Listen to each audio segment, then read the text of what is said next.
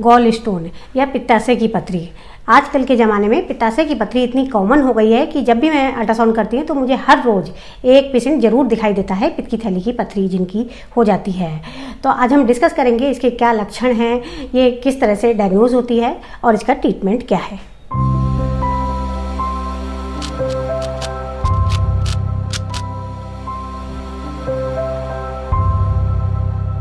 Mostly जो gall bladder stone के patient होते हैं वो एसिम्टोमेटिक होते हैं, मतलब उनमें कोई भी सिम्टम नहीं होता है। जब अल्ट्रासाउंड के लिए आते हैं किसी भी तरह से, या तो प्रेगनेंसी होती है तब इनका एक्सीडेंटल पिकअप होता है। और जब भी पेशेंट के पेट में बहुत ज़्यादा एसिडिटी या गैस बन रही होती है, राइट साइड में पसली के पीछे दर्द होता है, तो जब भी ये लोग खाना खाते हैं तो इनका एकदम से पेट फूल जाता है, इनको गैस की प्रॉब्लम शुरू हो जाती है। तो इस तरह के ये लक्षण जब भी आएँ किसी भी पेशेंट में तो आके अल्ट्रासाउंड करा लेना चाहिए और इस तरह से हमें पता चल जाता है कि पित्त की थैली में पथरी है। अब हम इसके नंबर्स की बात कर लेते हैं। बहुत से लोग ये पूछने लगते हैं कि पित्त की थैली में एक पथरी है या 10 पथरी हैं। तो मोस्टली जो पथरी होती हैं वो बहुत ज़्यादा मल्टीपल पथरी होती हैं, मतलब कि 10 से 15 एक गुच्छे की तरह पित्त की थैली में पड़ी रहती हैं। इसके कारण क्या हैं?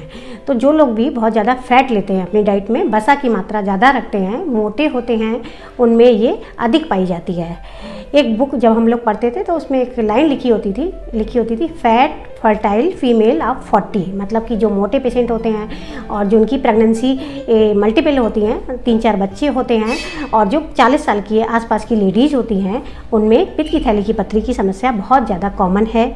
ऐसा नहीं है कि ये जेंट्स में नहीं होती है, ये जेंट्स में भी होती है, बट उनकी मात्रा, उनकी फ्रीक्वेंसी जेंट्स में कम होती है। अगर किसी भी कारणवश पित्त की थैली सिकुड़ नहीं पाती है, मतलब कि उसमें से बाइल निकल नहीं पाता है, तो बाइल पित्त की थैली में इकट्ठा हो जाता है और कंसंट्रेटेड हो जाता है। तो over a period of time ये गॉल स्टोन में परिवर्तित हो जाता है, मतलब कि गॉल स्टोन इस तरह से बन जाते हैं। This is the liver. ये आप देख सकते हैं डार्क ब्राउन जैसा स्ट्रक्चर दिख रहा है, जो सबसे बड़ा स्ट्रक्चर दिख रहा है ये लिवर होता है। ये पेट में हमारे पसलियों के पीछे आधा छुपा होता है, एब्डोमेन में होता है। इसके पीछे की सरफेस पे ये ग्रीन सा पाउच जैसा जो स्ट्रक्चर दिखाई दे रहा है, ये गॉल ब्लैडर कहलाते हैं। लिवर की जो सेल्स होती हैं हिपेटोसाइट्स इसका निर्माण करती हैं। इसके बाद ये जाके बॉइल्स इसमें इकट्ठा हो जाता है, गॉल ब्लैडर में इकट्ठा हो जाता है, और जब भी हम खाना खाते हैं तो ये गॉल ब्लैडर सिकुड़ता है और इसका ये जो इससे नली निकलती है जिसे सिस्टिक डक्ट कहते हैं, और ये बाद में कॉमन बाइल डक्ट से मिलके ये छोटी आंत में ड्यूडेनम में खुल जाते हैं, मतलब कि छोटी आंत में इसके खाने के साथ एंजाइम से मिल जाते हैं और फैट का डाइजेशन शुरू कर देते हैं और फैट को ब्रेक डाउन कर देते हैं। जब पेशेंट की पथरी डायग्नोज हो जाती है तो वो अपना देसी दवाई, इधर उधर की दवाइयाँ खा के साल 6 महीने आता है और फिर से अल्ट्रासाउंड कराता है। तो उसकी पथरी में जब हम अल्ट्रासाउंड करते हैं तो साइज़ में, जैसे सपोज पहले 15 मिलीमीटर थी तो बाद में 13 मिलीमीटर की साइज़ आ जाता है।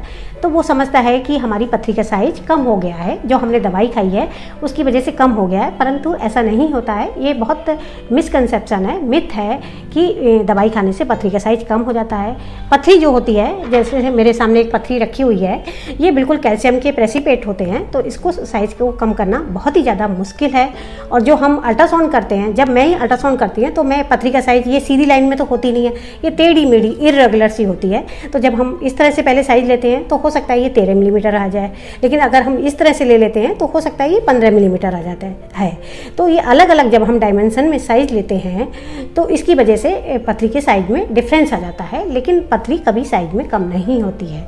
पित्ताशय की जो नली होती है जिसे हम CBD कहते हैं, ये बहुत, इसका डायमीटर बहुत कम होता है, 3 मिलीमीटर के आसपास की होती है। तो इसमें से पथरी निकलना बिल्कुल नामुमकिन है।